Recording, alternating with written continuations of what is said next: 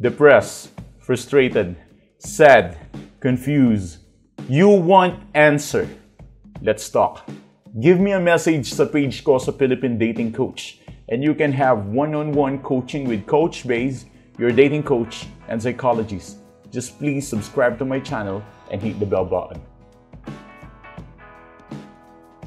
Isa na siguro sa mga pinakapangarap ng lahat ng mga subscribers ko, especially mga clients ko, at lahat ng mga napadpad sa channel na to na bigo at iniwan ng ex, ang paborito at top 1 nilang gustong mangyari ay magsisi sa pagbitaw at bumaligtad ang ex nila. Gusto nilang dumating sa point na yung ex nila is masampal ng katotohanan na mali ang desisyon nila na iwanan sila. Kaya ako nandito para bigyan ka ng definite advice na kailangan mo. Pero kung gusto mo maging specific at gusto mo maging pure ang advice, one-on-one coaching ang kasagutan dyan. Anyways, give us a message sa Philippine Dating Coach if you need that. By the way, let's go ahead and talk about this topic. Tatlong paraan para siya magsisi sa pagbitaw at bumaligtad. Okay? Number 1, be crazy. Ano, coach? Gusto mong ibalik ang ex ko, tapos ang technique na gagawin natin is be crazy? When I say be crazy, it simply means na you need to act crazy. You're not stupid. You're just crazy, okay? I'm just being specific. You're not dumb. You're just crazy. When I say crazy, no rules. Wala na munang batas-batas. Hayaan mong makita ka ng ex mo na ginagawa mo yung mga bagay na ayaw niyang gawin mo noon. Kasi tatawagin mo yung attention niya pag ginawa mo yun. It's a dark manipulation technique, but it works. Like for example, kung lalaki ka, dati yung ex mo, pinagbabawalan kang gumala, gumimik, sumusunod-sunod ka. Dumating yung panahon na hiniwalayan ka. Ngayong breakup nyo na, ipakita mo na willing kang pumunta kung saan-saan. Willing kang magagagala. Willing kang makisama sa mga kaibigan. Yung mga dati niyang pinagbabawal sa'yo na gawin mo na ngayon. Hiwalay na kayo eh. O kaya kung babae ka, di ba, dati ayaw niyang makipagkaibigan ka kay ganito, kay ganyan. Go ahead, be crazy. Makipagkaibigan ka. Sige, basta alam mo yung limit mo kung hanggang saan ka. And then, makikita ng ex mo yan. Mabubuisit yan. Kapag nabuisit yan, matatawag mo yung atensyon niya. Kapag nabuisit yan dahil sa mga ginagawa mo, doon niya makikita at marirealize na may paki pa pala siya. Hindi ka pa pala niya kayang bitawan ng solid. So, imbis na i-give up ka na niya ng tuluyan, maaaring matawag mo pa yung atensyon niya para manumbalik sa'yo. Okay? So, just be crazy. Be crazy. To the point na dati, ayaw niya na yung buhok mo, mahaba. Di paikliin mo. Dati, ayaw niya maikli yung buhok mo. Pabain mo. Di ba? Simple lang. Dati, ayaw niya yung ganito. Ngayon, magganyan ka na. Lahat ng ayaw niya na gawin mo na sinunod mo, lahat ng yun, labagin mo sa harapan niya.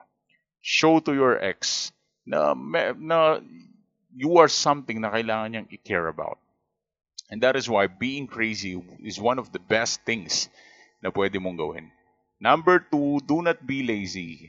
Huwag kang tamad. When I say don't be lazy, anong connect nito to get your ex back? Don't be lazy. Kasi I wanted to talk about self-improvement. Kung saan ang kaya mo mag-improve personality or sa business or sa trabaho. Pero tinatamad kang mag-improve.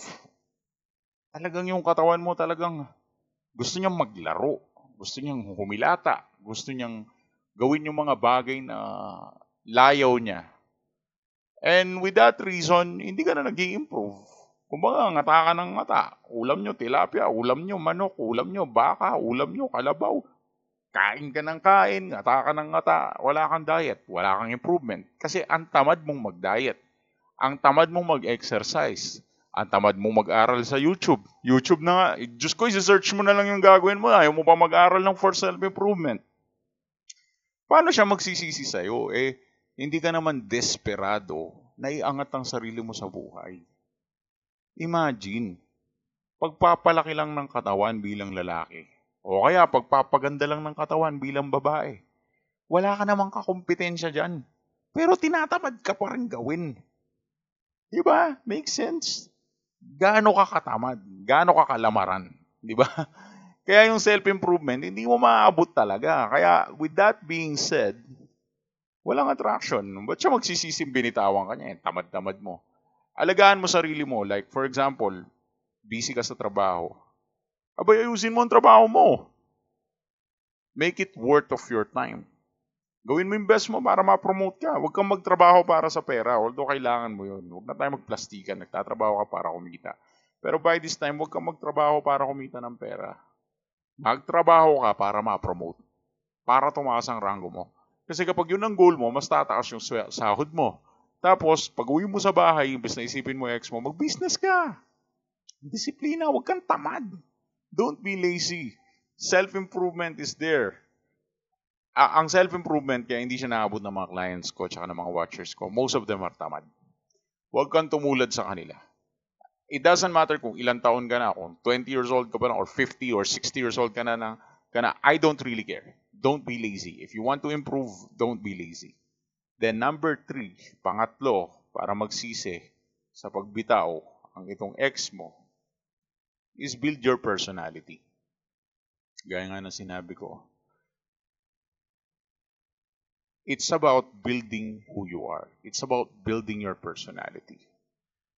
Kailangan mo mag-self-improve, hindi lang physically na sumeksi ka bilang babae or naging macho ka bilang lalaki. Dumami yung pera mo sa buhay or na-promote ka sa trabaho. Oo, self-improvement din yun. Pero hindi yun yung pinaka-self-improvement na pinakamalupit na kailangan mo. Ang pinakamalupit na self-improvement na pwede kang maging ay kapag binild mo ang personality mo. Personality saan? Best personality.